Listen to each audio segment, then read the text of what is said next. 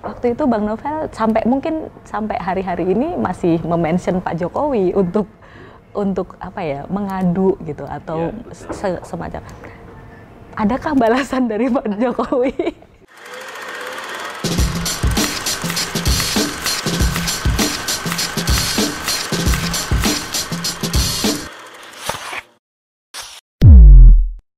Adakah balasan dari Pak Jokowi?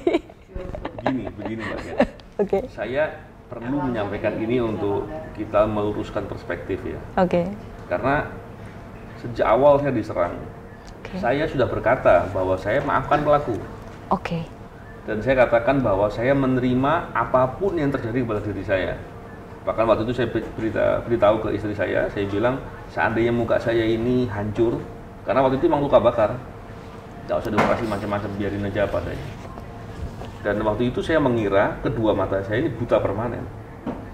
Kenapa? Karena saya tahu berjuang memberantas korupsi itu perjuangan yang besar dan sangat patut untuk diperjuangkan.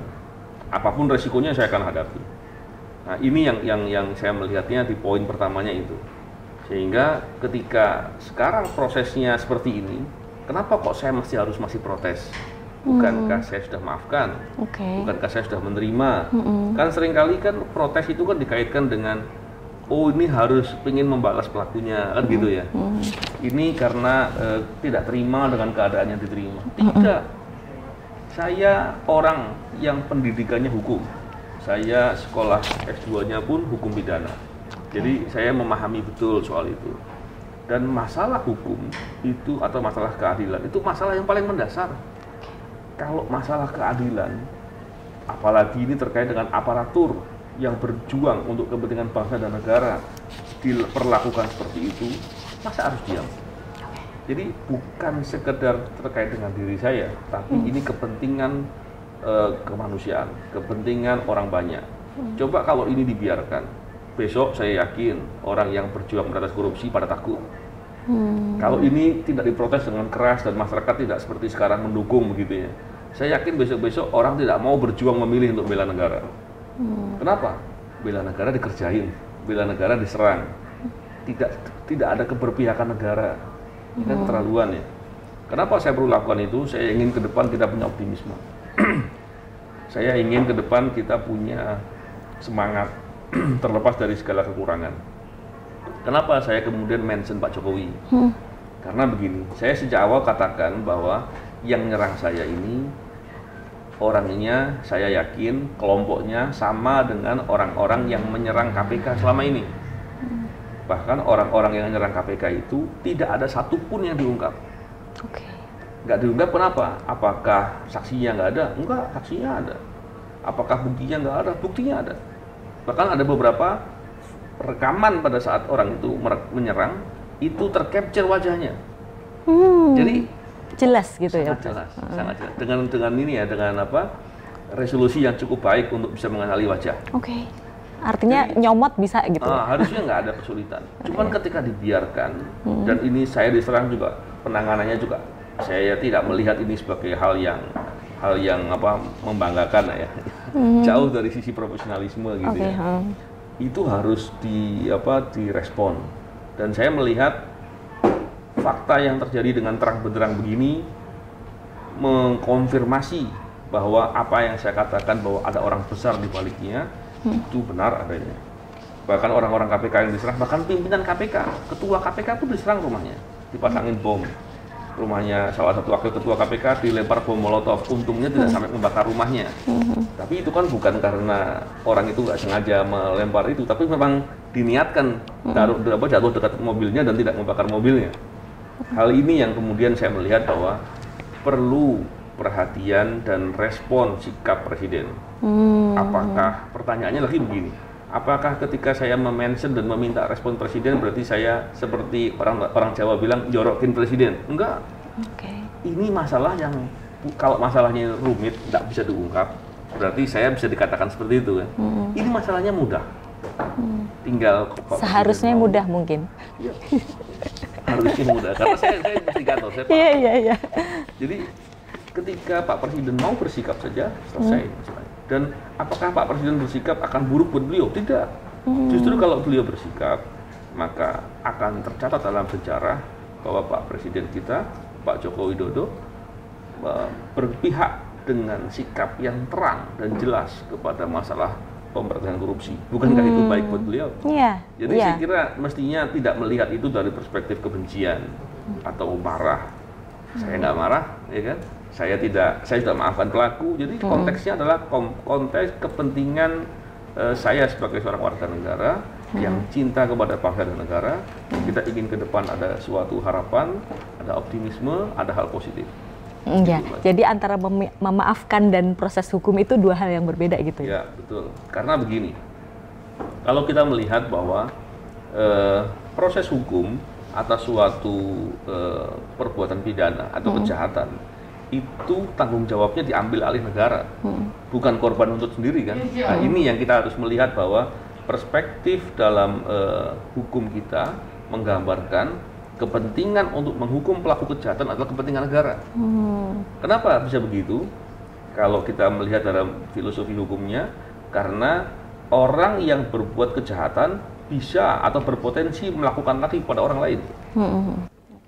Orang yang berbuat kejahatan apabila tidak mendapatkan sanksi bisa menjadi motivasi bagi pelaku-pelaku yang serupa atau orang yang berpotensi sebagai pelaku untuk berbuat lagi, untuk berbuat hal serupa. Bukankah itu membahayakan orang lain? Ya. Nah, jadi kepentingan memaafkan tadi adalah kepentingan saya, kepentingan menghukum adalah kepentingan negara. Jadi hal yang berbeda. Jadi keberpihakan Pak Jokowi ini berarti memang sangat berpengaruh pada penuntasan kasus ini kan menurut Bang Novel. Nah, bukan cuma kasus ini saja. Semua kasus serangan kepada orang-orang yang berjuang memberantas korupsi, terutama lagi adalah yang terkait dengan orang KPK yang diserang yang pada saat melakukan kewajiban-kewajibannya. Adakah upaya lain dari Bang Novel atau mungkin KPK untuk berkomunikasi gitu dengan Pak Jokowi terkait ini atau ya sudah gitu? Saya tidak tahu ya, tapi yang jelas pimpinan KPK mestinya sudah, karena kan ini terjadinya sejak masa pimpinan KPK sudah 2 periode yang lalu juga sudah terjadi. Artinya komunikasi itu saya yakin sudah, tapi seperti apa dan lain-lain. Tentunya sebagai seorang warga negara, sebagai anak bangsa, saya berkewajiban untuk mendesak, untuk menyampaikan. Karena saya lebih suka bicara proses. Saya tidak terlalu tertarik dengan hasil. Kenapa? Kalau hasil dengan kerja yang besar untuk memberantas korupsi ini, saya yakin dengan ketidakberpihakan akan membuat putus asa. Atau justru membuat tidak baik. Tapi ketika saya berorientasi kepada suatu proses, saya tidak peduli dengan hasilnya. Yang penting porsi saya untuk berbuat, porsi saya untuk menyampaikan telah saya lakukan. Dan itu yang dilakukan Bang Novel. Dan kalau nggak bisa, saya ulangi lagi. Ya. Toh juga dapat pahala kan, insya Allah. Iya. Jadi sekarang ini Bang Novel menunggu dan terus berusaha gitu ya. Ya. Nah kemarin kan Bang Novel sempat saya dengar di salah satu interview Bang Novel gitu ya, bilang kalau ya lebih baik lepaskan aja 2 terdakwa itu karena mungkin Bang Novel bilang saya nggak terlalu yakin bahwa mereka adalah pelakunya gitu. Begini. Dalam ilmu hukum, hukum pidana dalam hal ini ya, kalau di Amerika itu ada teori begini, beyond reasonable doubt standard, standar pembuktian di atas keraguan-raguan. Kalau ada sesuatu proses hukum ragu-ragu, ini bukan ya pelakunya, itu nggak boleh menghukum. Nah, kalau kita bicara fakta persidangan, ternyata banyak hal yang menyimpangnya terlalu jauh. Bahkan ketika saya bertanya kepada penyidik dan penuntut, apa sih yang meyakini Anda bahwa orang ini pelakunya? Mereka nggak pernah bisa menjelaskan ke saya itu. Oh, iya. Apakah itu rahasia? Mestinya tidak, karena persidangan kepentingan saya yang dibela. Nah, jadi kalau tidak menyampaikan ini, saya agak curiga loh di beberapa bantah. Belum lagi saya tanya kepada saksi-saksi yang melihat pelaku. Karena apa? Pelaku penyerangan saya ini dilihat oleh saksi-saksi tetangga-tetangga saya, lebih dari 5 orang yang melihat. Dengan penglihatan yang bukan sekilas ya, interaksi begini. Obrolan gitu ada. Ada yang ngobrol, ada yang bertatapan muka. Jadi ketika. Dan apakah mereka diperiksa? Ada yang diperiksa, ada yang tidak. Oh, ada yang tidak. Ketika diperiksa pun tidak didalami soal keyakinan itu. Nah, ketika saya bertanya ke mereka, apakah dua orang ini pelakunya, mereka yakin tidak. Gitu. Nah, akhirnya saya kan nggak boleh dengan menggunakan emosional saya, hukum berat pelakunya. Salah dong. Karena saya harus berbasis kepada pengetahuan yang saya punya, bahwa menghukum orang itu harus dengan cermat, harus dengan bukti yang benar. Kalau seumpama begini, ada orang yang kemudian ngaku begitu, terus tapi dia hanya mengakui 3 fakta, 5 faktanya dia bilang enggak, dia cerita yang lain. Apakah terus yaudah deh ikuti aja faktanya dia, yang penting dia dihukum? Kan nggak bisa begitu. Iya. Oleh karena itu saya katakan, kalau hanya dapat fakta yang tidak cukup untuk membuktikan, harusnya dilepas. Jangan dipaksakan untuk menghukum orang. Harusnya kalau memang tidak ini ya cari lagi yang memang benar-benar. Harus begitu, karena gini, saya di persidangan juga ditanya sama jaksa penuntut terkait dengan apa namanya, sebetulnya hal ini agak aneh pertanyaannya, karena saya harus ditanya soal fakta kejadian, tapi ditanya begini, kalau saya, saudara saksi katanya, menjadi penyidik dalam perkara ini, terus kemudian ada orang yang datang, dia mengaku sebagai pelaku. Ketika dia mengaku sebagai pelaku, pertanyaannya adalah apakah akan diproses atau dibiarkan pulang? Saya bilang bahwa membuktikan suatu perkara atau menyidik suatu perkara, basisnya adalah alat bukti. Kalau orang itu bicara apapun, catat semua, cross check dengan alat bukti benar apa tidak. Dan itu bisa menjadi ukuran, karena orang datang itu harus diyakini, harus dipikir 2 hal, berpikir kritis. Apakah dia orang yang insaf dan mengakui perbuatan, atau dia adalah orang yang disuruh oleh orang lain atau kelompok lain untuk pasang badan, mengakui seolah dia pelakunya untuk menutupi peristiwa yang sebenarnya dengan sejumlah imbalan. Yang kedua ini yang bahaya, dan harus dipikir bahwa ada kemungkinan seperti itu.